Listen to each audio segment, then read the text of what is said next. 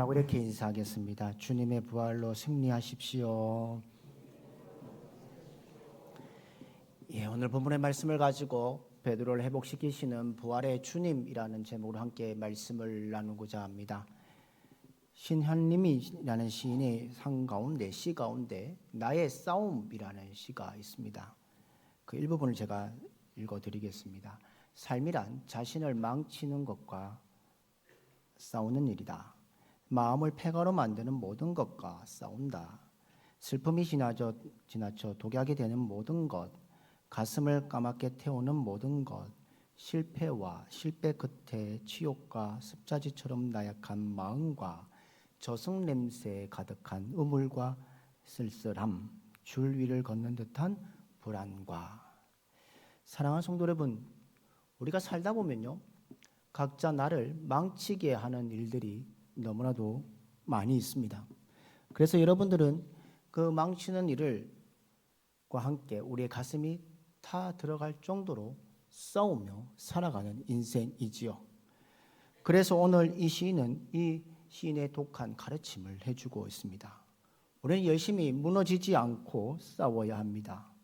이 싸움은 나뿐만 아니라 우리의 자녀들도 싸워야 할 것이고, 우리 자녀들도 함께 이 인생 가운데서 승리하는 인생이 되어야 된다는 겁니다. 사랑하는 성도 여러분, 우리는 지난 주일 주님의 부활이신 부활의 주님을 만난 부활절을 기쁘게 보냈습니다.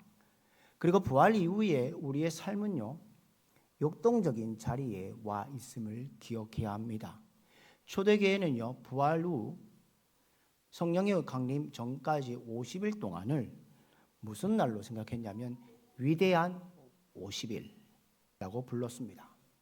주님의 십자가에 죽으신 가운데 숨죽여 살던 자들, 절망하는 이들 모두가 이 50일 동안에 다시 일어서고 살아난 기간이라고 말을 합니다.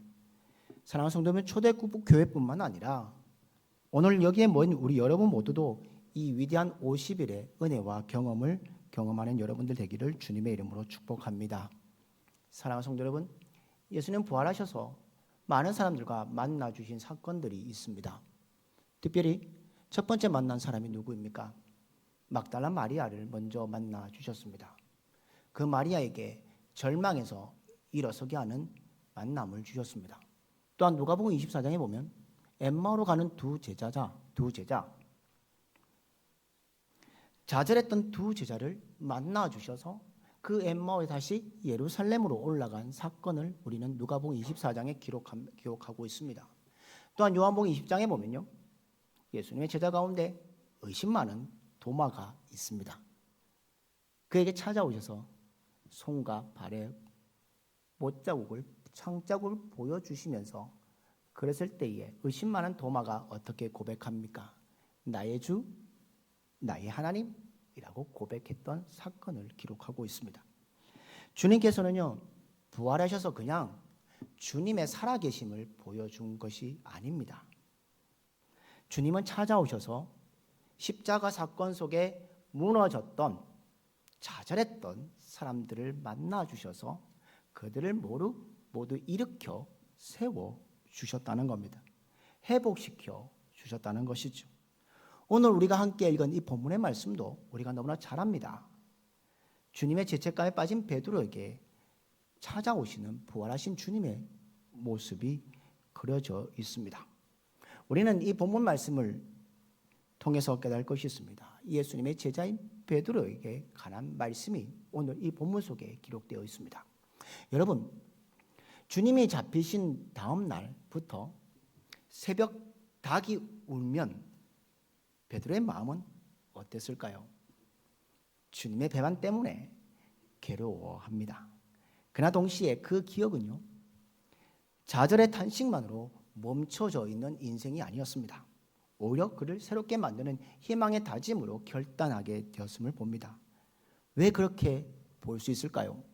스스로 죽음을 택한 가룟 유다와 달리 베드로는 다른 모습으로 살았습니다. 그는 살아서 예수님을 만났습니다. 그리고 예수님을 위해서 회복의 경험을 한 제자가 바로 예수님의 제자 베드로입니다. 오늘 이 시간 그 베드로가 어떻게 회복해 가는지 가정을 보려고 합니다. 사랑하는 성도 여러분, 우리의 삶 어떻습니까? 베드로처럼 뒤엉켜 있는 삶은 아니십니까? 특별히 인간관계 속에 뒤엉켜 있는 모습들은 아니십니까? 사랑하던 부부가 다투고 싸우면 이렇게 생각하는 사람들도 있으시죠. 내가 이 사람과 계속 함께 살아야 할까 하는 생각도 합니다. 내가 낳은 자식이 마음에 들지 않을 때도 있습니다. 부부간의 관계가 멀어지고 부모와 자녀의 관계가 틀어집니다. 때로는 친구들과 이웃들과의 갈등도 세워집니다. 발생합니다. 오늘 우리가 읽은 이 본문은 예수님을 통해 베드로가 회복하는 장면의 모습이 기록되어 있습니다. 이 장면은 우리에게 신선한 모습으로 다가옵니다. 부활하신 주님을 그리고 회복되기 전에 베드로의 모습은 어떠했습니까? 낙심과 실망과 좌절의 모습입니다. 그는 분명하게 말했습니다. 다른 사람은 다 주님을 버릴지라도 나는 주님을 버리지 않겠습니다. 다른 사람은 다 떠날지라도 나는 죽을 각오로 주님을 따르겠습니다 라고 고백했던 제자가 바로 베드로입니다. 그런데 주님이 잡히신 날, 주님이 너는 새벽 딱 울기 전에 나를 부인하라는 그 말씀을 하신 몇 시간 지난 후에 베드로는 어떻습니까? 주님을 한 번 부인했습니까? 3번까지 주님을 부인합니다. 그랬을 때에 부인한 후에 누가복음 22장 62절에 이렇게 되어 있습니다. 밖에 나가서 심히 통곡하니라 라고 되어 있습니다. 그는 스스로가 너무 부끄러워 안에 있지 않고 바깥으로 나가서 대성통곡하며 기도합니다. 자기 자신에게 큰 실망을 느낀 겁니다. 그래서 예수님이 못 박히 죽으신 예루살렘에 있을 수 없었습니다.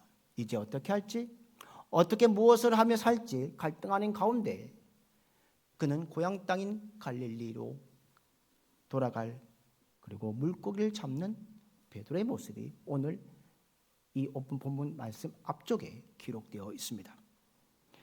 우리는 이 본문 말씀을 읽을 때마다 또 신앙생활하는 모든 사람들은 이 오늘 본문 요한복음 21장 15절 17절 말씀을 너무나도 많이 들으신 분들입니다. 많이 알고 있습니다. 그래서 결론을 이렇게 내립니다. 예수님 찾아오셔서 베드로에게 내가 너를 사랑하느냐 물었을 때 주님 사랑합니다. 그러나 내 양을 먹이라, 내 양을 치라. 그렇게 기억합니다. 그런데 오늘 이 요한복음 21장에 예수님과 베드로의 만남은 굉장한 사건이 우리에게 다가옵니다. 예수님은 희망을 잃어버리고 낙심하고 좌절하고 있는 베드로에게 찾아오셔서 마치 그것을 회복시키시려고 찾아오시는 모습이 기록되어 있습니다. 과연 예수님은 좌절하는 베드로에게 어떻게 하셨습니까? 어떻게 회복해 가셨습니까? 오늘 이 본문의 말씀을 통해서 예수님 앞에 부활하신 주님을 통해서 회복해가는 베드로의 삶을 보면서 우리의 삶도 회복해가는 주님의 역사들을 보는 이 시간이 되기를 주님의 이름으로 축복합니다. 첫 번째로 부활하신 주님이 베드로에게 어떻게 회복시키시느냐 같이 한번 읽겠습니다. 시작.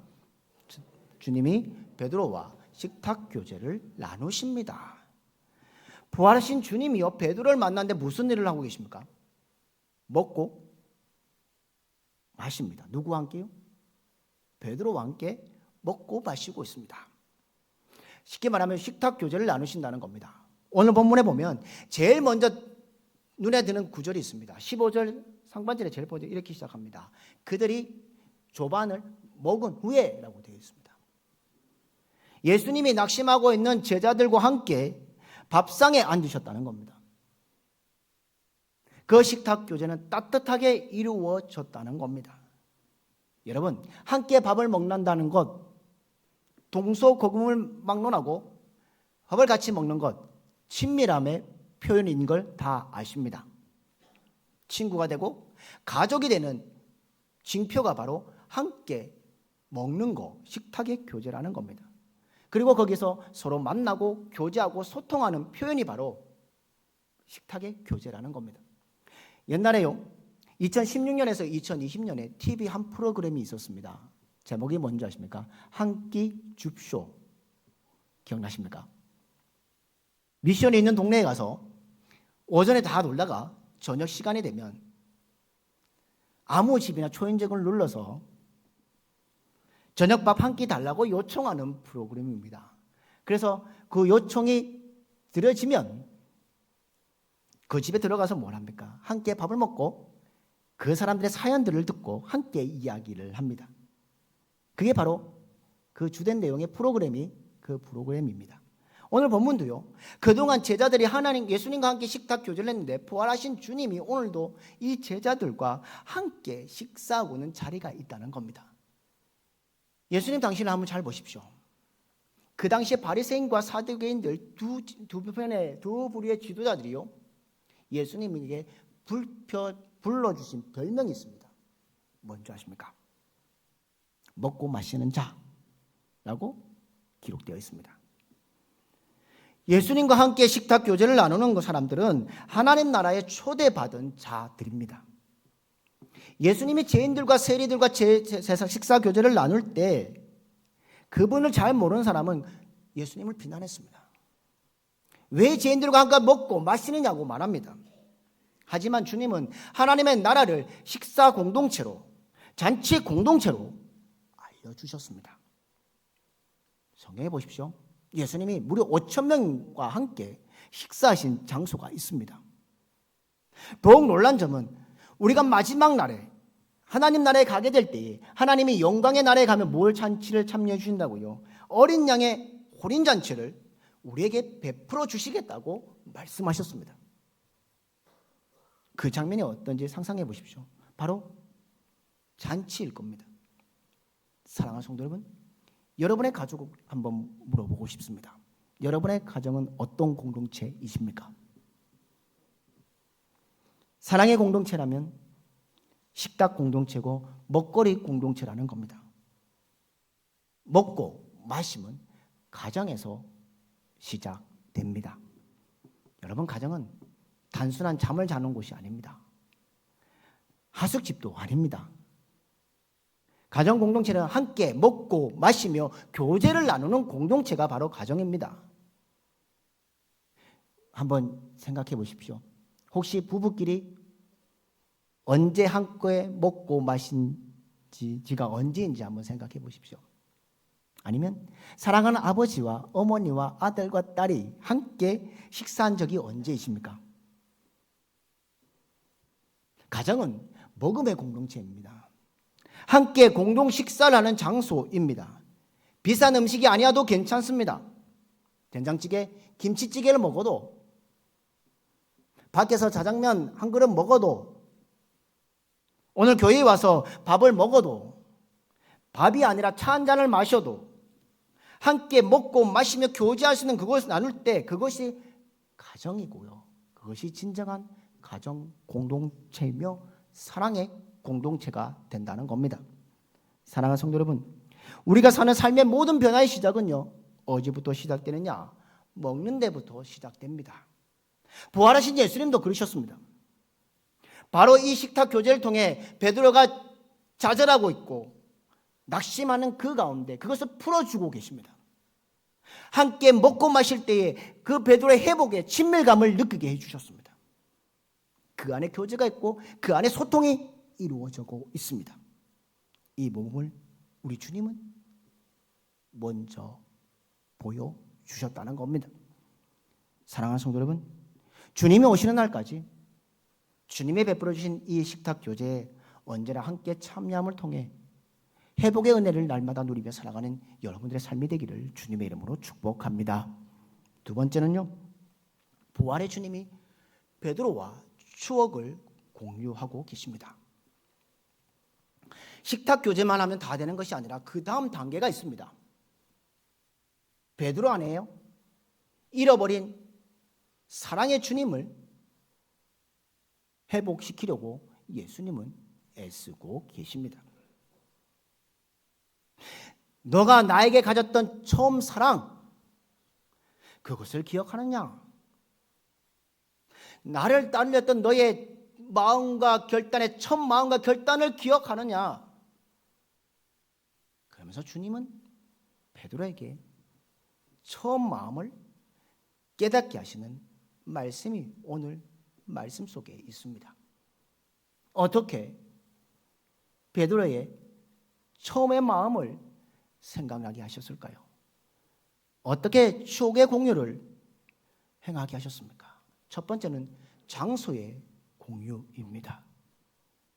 여러분, 예수님과 베드로가 만났던 처음 장소가 어딘 줄 아십니까? 갈릴리 바다입니다.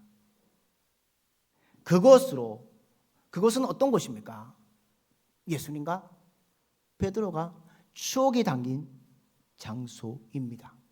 누가복음 5장에 보면 밤새도록 물고기를 잡았지만 허탕을 친 베드로가 그물을 깃고 있는 그곳에 주님은 찾아오십니다.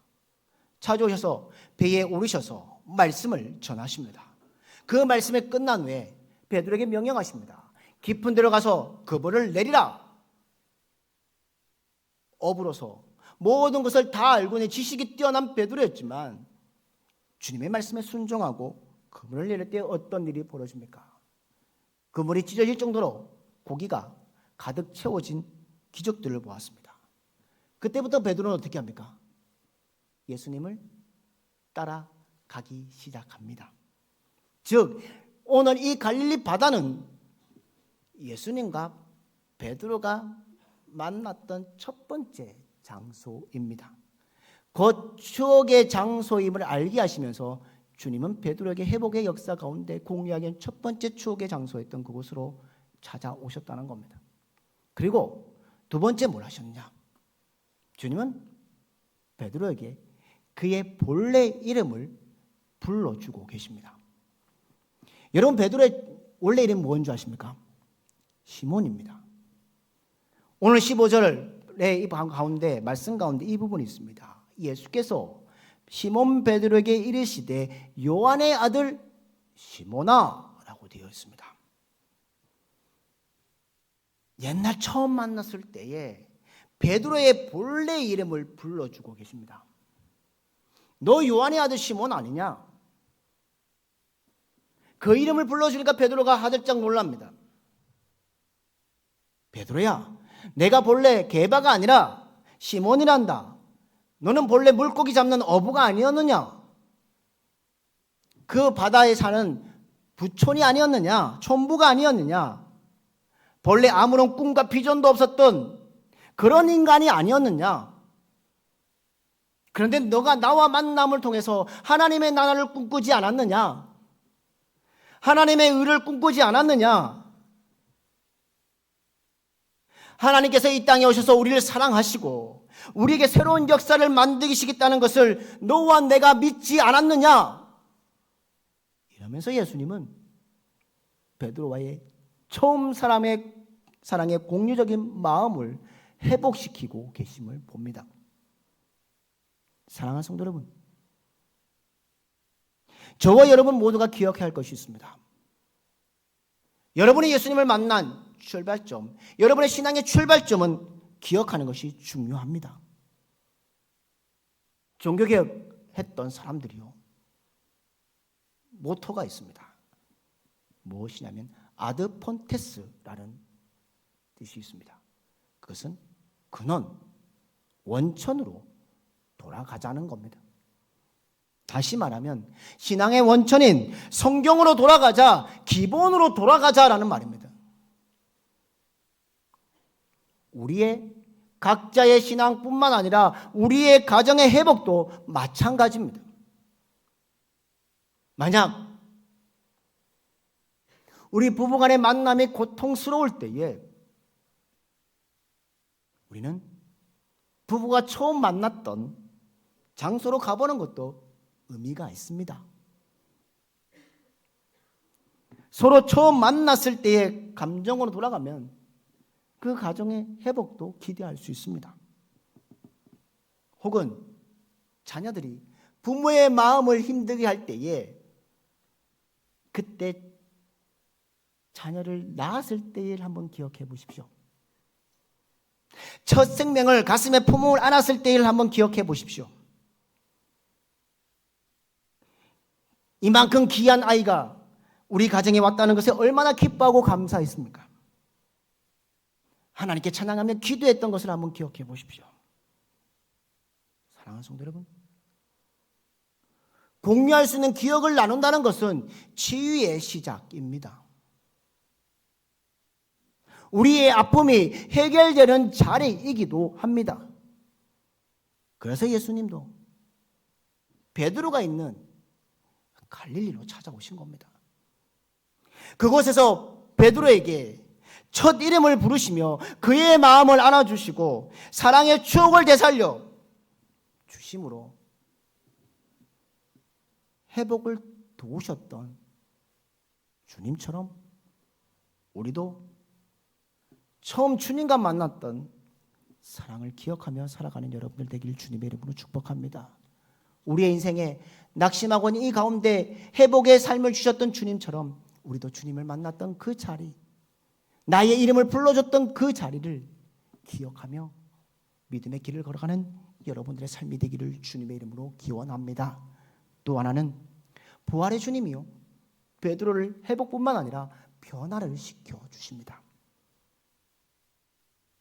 여러분, 베드로가 입은 상처 자기가 해결할 수 있습니까? 주님을 배신했다는 죄책감 때문에 좀처럼 그는 헤어나기 어려웠습니다. 3년 동안 따라다닌 예수님을 버린 자신을 용서할 수 없었습니다. 그런 베드로를 예수님이 오늘 본문 속에 친히 안아주고 계십니다. 그의 상처를 싸매주시며 치유하십니다. 그리고 예수님은 베드로의 배신의 언어를 사랑의 언어로 바꾸어 주고 계십니다. 여러분 잘 아시죠? 베드로가 3번 부인했을 때에 3번의 언어는 무엇입니까? 거절과 거부와 배신의 언어였습니다. 주님을 모른다, 주님을 알지 못한다, 그리고 주님을 저주까지 하면서 했던 배반의 언어가 바로 베드로의 언어였습니다. 하지만 주님은 오늘 그 언어를 뒤집어 놓고 계십니다. 네가 나를 모른다고 했지. 그렇다면 3번 나를 위해서 다시 사랑의 고백을 할 수 없겠느냐라는 질문을 오늘 3번이나 얘기하고 계십니다. 이렇게 3번 질문하시면서 베드로에게 그 대답을 듣고 싶어 하시는 것이 바로 예수님의 모습입니다. 오늘 17절 말씀 중에 이렇게 말합니다. 3번째 이르시되 요한의 아들 시몬아 내가 나를 사랑하느냐? 라고 말씀하십니다. 15절, 16절, 17절 첫 번째, 두 번째, 세 번째 똑같은 질문을 하십니다. 그러나 그 중에 첫 번째 질문이 비교적 강하게 나타납니다. 너가 이 사람들보다 나를 더 사랑하느냐는 이 첫 질문에 하신 후에 다음에는 네가 나를 사랑하느냐? 물으십니다. 얼마 전 주님을 모른다고 부인했던 베드로, 죄책감과 좌절감을 씻겨주기 위해서 그 억압으로부터 베드로를 해방시켜 주시기 위해서 던지시는 오늘 예수님의 물음입니다. 또한 주님은 이전에 비교를 입삼고 있던 베드로에게 그것을 해방시켜주는 질문이었습니다. 이전에 베드로 한번 보십시오. 아까도 말씀드렸지만 다른 사람은 다 주님을 버릴지라도 나는 주님을 버리지 않겠습니다. 주님, 저 사람과 나와 비교하지 마십시오. 저 사람과 나와는 비교가 안 되는 사람입니다. 나는 모든 것을 목숨을 걸어서 주님을 따르겠습니다라고 했던 그 베드로의 표현을 우리는 잘 압니다. 그런데 오늘 본문에 보면 자신이 그런 결단을 하지 못하고 있습니다. 그래서 주님이 이렇게 물으십니다. 예수께서 시몬 베드로에게 이르시되 요한의 아들 시몬아 네가 이 사람들보다 나를 더 사랑하느냐라고 물으십니다. 너가 이 사람들이 나를 사랑하는 것보다 더 사랑하느냐? 너 옛날에 그렇게 말하지 않았느냐? 이 사람들은 다 예수님을 떠나가도 나는 안 떠나겠습니다. 그렇게 말하지 않았느냐? 그것이 진짜냐? 아니면 이 세상에 있는 모든 것들보다 내가 너에게 첫 번째냐? 다른 어떤 것보다 내가 너에게 우선권이냐는 질문이 주님이 베드로에게 물으시는 질문입니다. 여러분, 이 질문에 이전에 베드로 때문에 어떻게 대답했을까요? 예수님 그런 말씀하지 마십시오. 내가 누구보다도 주님을 더 사랑하지 않겠습니까? 내가 주님께 모든 것 바치지 않겠습니까? 나만한 제자 도대체 어디에 있습니까? 이렇게 자신만만했던 베드로였습니다. 하지만 이제는 자신의 약점과 문제를 너무나도 잘 알고 있습니다. 자신의 결심이 얼마나 빨리 무너지는 것도 알고 있었던 베드로의 모습입니다. 위기가 닥치면 얼마나 비겁하고 치졸했던 자임을 알았습니다. 그래서 그가 대답할 수 있는 말이 무엇입니까? 주님, 그러하나이다. 내가 주님을 사랑하는 줄 주님께서 아시나이다. 여러분, 이 구절 속에 주님이 몇 번 나오십니까? 3번 나옵니다. 이게 베드로의 심정이라는 겁니다. 그가 변화되었다는 겁니다. 이전에는 베드로는 자신을 앞세운 사람이었습니다. 자신이 할 수 있다. 자신만큼은 주님을 버리지 않겠다. 자신만큼은 죽을 각오로 예수님을 따라가겠습니다. 자신만만했던 그가 이제 자신이란 이름을 내지 아니하고 주님을 부르고 있습니다. 이 대답은 15절, 16절, 17절 각 절마다 3번씩이나 주님이란 단어를 반복하고 있습니다. 내 자신의 중심의 신앙 생활에서 예수님 중심의 신앙으로 베드로가 변화되고 있다는 증거가 여기에 기록되어 있습니다. 그러면서 예수님은, 부활하신 주님은 베드로에게 사명을 허락하고 계십니다. 사랑하는 성도 여러분, 우리도 베드로와 마찬가지입니다. 세상을 향해 나아가 있다가 주님 앞에 돌아와 예배를 드리고 있습니다. 예배 드릴 때 주님은 우리를 초청하십니다. 나와 함께 먹고 마시자. 나와 함께 살자. 그게 바로 성찬입니다. 말씀을 펴서 읽고 듣게 하십니다. 예수님과 우리가 말씀의 잔치에 함께 참여하는 것을 원하십니다. 주님과 사랑의 교제를 통해 영적 교제를 이루어지기를 원하고 계십니다. 그러려면 그 가운데 내가 잘못했던 것, 부족했던 것, 죄를 지었던 것을 주님께 다 토해내야 합니다. 이게 바로 회개입니다.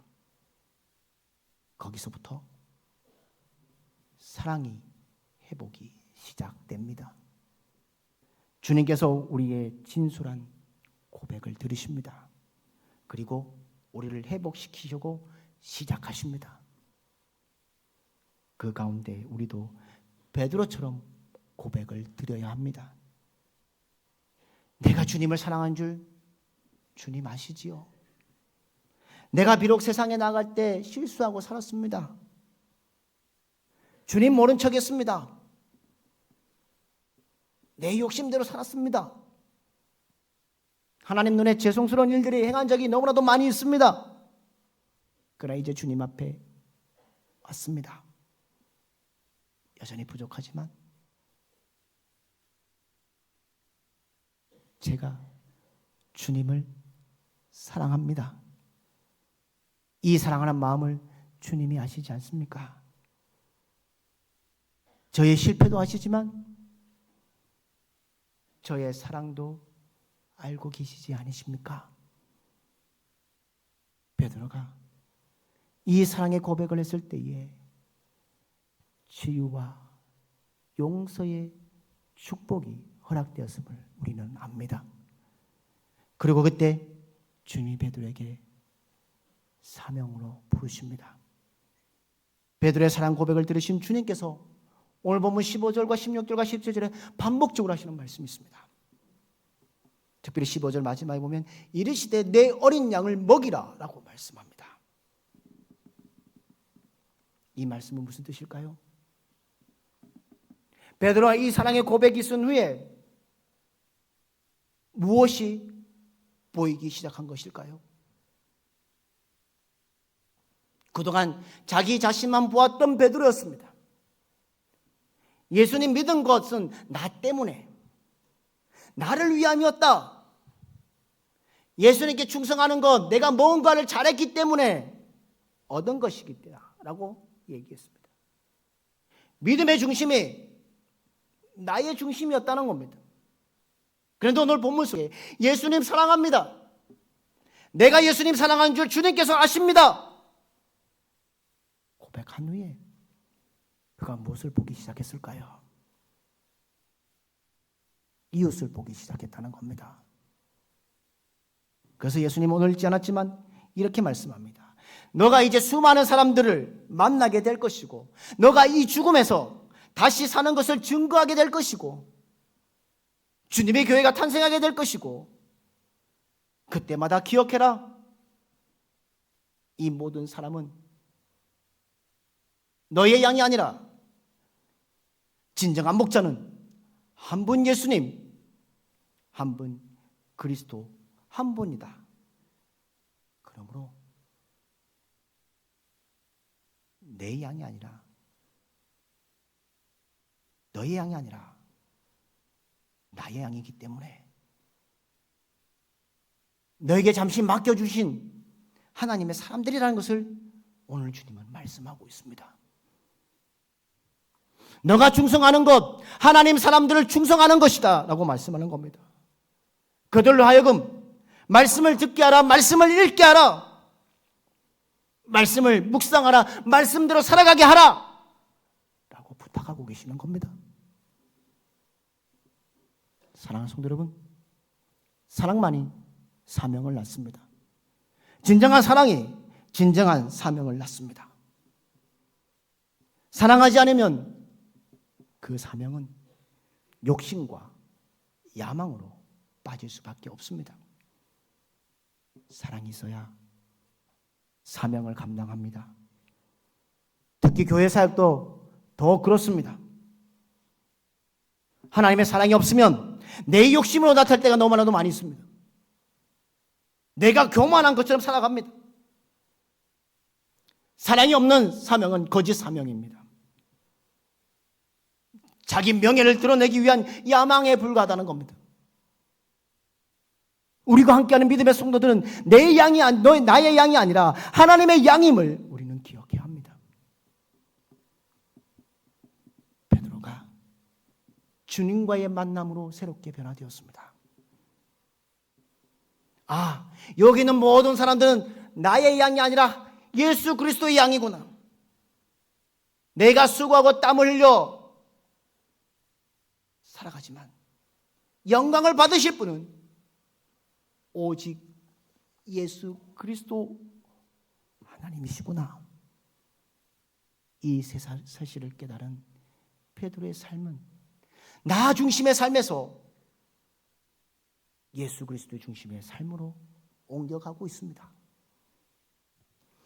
자신만을 생각했던 삶에서 하나님 중심의 삶, 이웃들 위한 삶으로 변화된 것이 바로 오늘 베드로의 모습입니다. 그때 베드로가 깨닫고 예수님이 정말 나를 사랑하는구나. 나도 이제 평생 주님을 사랑하며 살아가겠다고 고백한 겁니다. 요한일서 4장 18절과 19절에 이렇게 말합니다. 사랑 안에 두려움이 없고 온전한 사랑이 두려움을 내쫓나니 두려움에는 형벌이 있음이라. 두려워하는 자는 사랑 안에서 온전히 이루지 못하였느니라. 우리가 사랑하면 그가 먼저 우리를 사랑하셨습니다. 사랑하는 성도 여러분, 신앙의 큰 기쁨은 이것입니다. 하나님의 사랑이 내게 다가오므로 우리에겐 두려움이 없어진다는 겁니다. 내가 하나님을 사랑하게 되고 교회를 사랑하게 된다는 겁니다. 베드로도 하나님의 사랑을 통해서 두려움 없는 사랑의 축복을 얻게 되었습니다. 예수님은 자신을 배반하고 멀리 떠났던 베드로에게 찾아오셔서 다시금 사명을 주십니다. 그렇기 때문에 주님께서 우리를 회복시키시고 다시 우리를 주님의 사명자로 세워주신다는 것을 기억하는 여러분들 되기를 주님의 이름으로 축복합니다. 그렇다면 주님께서 우리에게 주신 사명이 무엇일까요? 가난하고 소외되고 헐벗고 금주는 이웃을 돌보는 자로 살아라고 말씀합니다. 예수님과의 사랑의 관계가 회복되면 우리의 사명을 다시금 깨닫고 하나님의 영광 위에 살아가는 사명자가 될 수 있음을 기억하는 여러분들 되기를 주님의 이름으로 축복합니다. 사랑하는 믿음의 성도 여러분, 우리가 제일 먼저 기억할 것이 있습니다. 내가 하나님을 사랑하는지, 주님을 참 사랑하는지 우리가 돌아보아야 합니다. 만약 그 대답이 그렇습니다 하면 무엇이든 해도 좋습니다. 중요한 것 한 가지는 주님을 사랑하느냐는 마음이 우리 속에 있어야 합니다. 그러면 내가 맡겨진 이 자리가 하나님이 허락하신 자리입니다. 내가 만나는 사람이 하나님이 내게 허락하신 사람입니다. 그때 내가 하는 모든 일이 하나님이 허락하신 일들입니다. 하나님의 향한 사랑의 고백이 충만하게 들어질 때에 마음껏 두려움 없이 이 땅 가운데 살아갈 수 있습니다. 기뻐하며 삶을 살아가는 수 있다는 겁니다. 베드로에게 준 삶이 아니라 오늘 우리에게도 하나님은 새로운 사명을 맡겨주셨습니다. 우리 자신의 사랑으로 교회 안에서 같이 섬기는 교인들 서로 사랑할 수 없습니다. 내 사랑의 힘만으로는 내 가족들을 항상 사랑할 수 없습니다. 내 사랑의 힘으로는 사랑스러운 자녀들도 항상 사랑할 수 없습니다. 그들을 보며 실망스러운 얼굴을 보고 다투기도 합니다.